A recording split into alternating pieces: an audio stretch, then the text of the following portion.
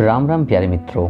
गुरु गोविंद दोऊ खड़े काके लागू पाए, बलिहारी गुरु आपने गोविंद दियो बताए। इसका अर्थ है कि यदि स्वयं परमात्मा और गुरु दोनों एक साथ मिल जाएं, तो ऐसी स्थिति में गुरु के चरणों में अपना शीश झुकाना चाहिए, क्योंकि यदि गुरु ना हो तो स्वयं परमेश्वर से मिलना असंभव हो जाए।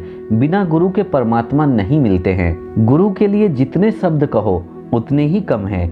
गुरु की महिमा को भारत भूमि में गुरु पूर्णिमा मनाकर याद किया जाता है।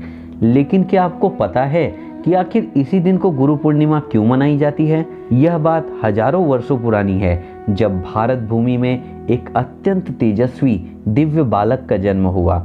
उस बालक के जन्म से पहले ही यह भविष्यवाणी की जा चुकी थी कि यह बालक अद्भुत क्षमताओं से संपन्न और दिव्य बुद्धि वाला होगा। वह दिव्य बालक कोई और नहीं बल्कि महर्षि वेदव्यास थे। वे भगवान विष्णु के अंश स्वरूप कला अवतार थे। वे सप्त चिरंजीवियों में से एक हैं। उनके पिता ऋषि पराशर थे और उनकी माता का नाम सत्यवती था। बाल्यावस्था से ही आध्यात्म की ओर उनका झुकाव अत्यधिक था। अपने इसी झुकाव के वशीभूत होकर उन्होंने एक दिन अपने माता से प्रभु के दर्शन की इच्छा प्रकट की और कहा उन्हें वन में जाकर तपस्या करने की आज्ञा दी जाए। लेकिन उनकी माता सत्यवती उनके इस अनुरोध को ठुकरा देती हैं।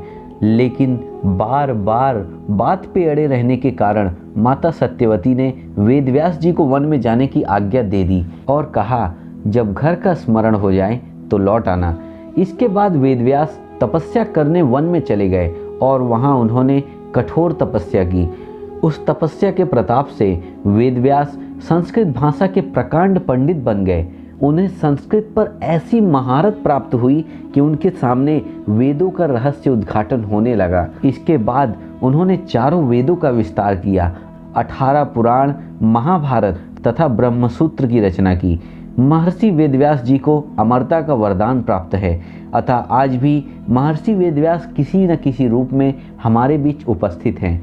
सनातन धर्म में वेदव्यास को भगवान रूप में ही पूजा जाता है। चूंकि वेदव्यास जी ने मानव जाति के उत्थान के लिए वेदों का विस्तार किया और उसे समझने योग्य बनाया तथा पुराणों और महाभारत जैसे अनुपम ग्रंथ मानव कल्याण के लिए दिए, इसलिए उनके जन्म दिवस को गुरु पूर्णिमा या व्यास पूर्णिमा के रूप में भारत की पुण्य भूमि पर मनाया जाता है। आज की वीडियो अगर अच्छी लगी हो तो कमेंट करके जरूर बताएं और चैनल को सब्सक्राइब करना ना भूलें। फिर मिलते हैं अगली वीडियो में। आज के लिए आज्ञा चाहता हूँ।